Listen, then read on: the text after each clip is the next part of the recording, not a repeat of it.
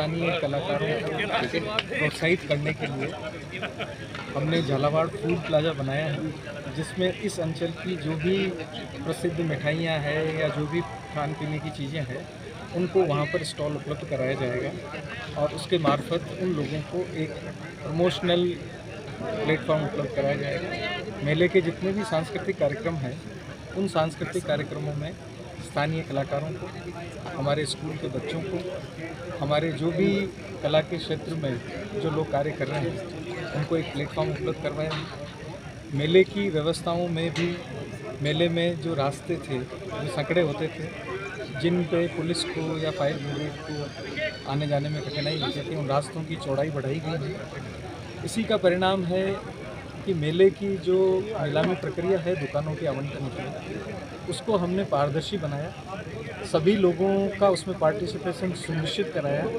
और बिल्कुल पारदर्शी तरीके से नीलामी बोली करवाई गई, जिसका परिणाम है कि पिछली बार की तुलना में जो 2023 के मेले से जो राजस्व मिला था उसमें दुगने से भी ज़्यादा का उछाल आया है। और किसी भी तरह की शिकायत ये ज़रूर हो सकती थी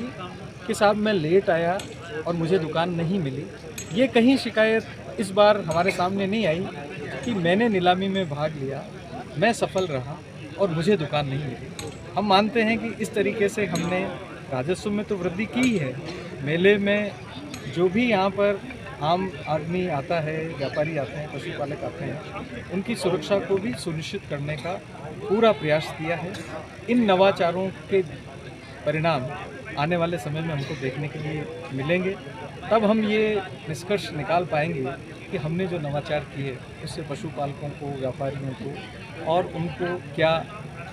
फ़ायदा हुआ। एक दूसरा एक बहुत बड़ा यहाँ इशू रहता था बिचौलियों का, कि साहब बिचौलिए यहाँ आकर के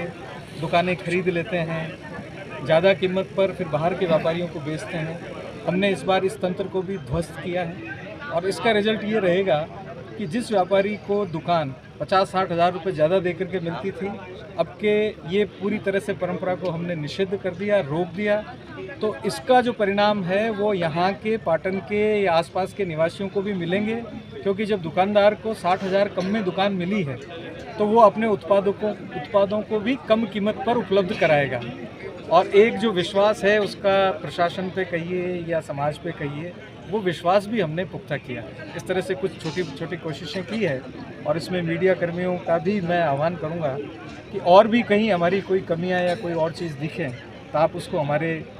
नज़र में लाएं, ताकि हम उनको भी दुरुस्त करने का प्रयास करेंगे, ताकि मेले की ख्याति और गौरव निरंतर बढ़े। इसमें सर राजस्व की तो लगातार वृद्धि हो रही है, लेकिन देखा जा रहा है कि जो पशुपालक है उनकी संख्या में तो हम आज अगर ऊपर से देखें तो मूलतः ये मेला बैलों का और गायों का मेला था। अब चूँकि बैल और गाय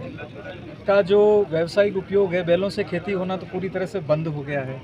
तो हमारे मेले में ही नहीं बल्कि नागौर में, पुष्कर में या जो बड़े पशु मेले होते थे वहाँ भी पशुओं की संख्या में बड़ी भारी गिरावट आई है। अब हम कोशिश करेंगे,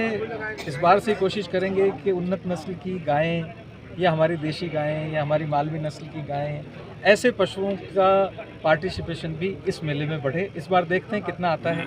तो अगली बार हमारी कोशिश ये रहेगी कि इनकी संख्या में कम से कम जिस तरह से राजस्व में वृद्धि हुई है वैसी ही वृद्धि हम पशुओं की संख्या में करने का भी प्रयास करें।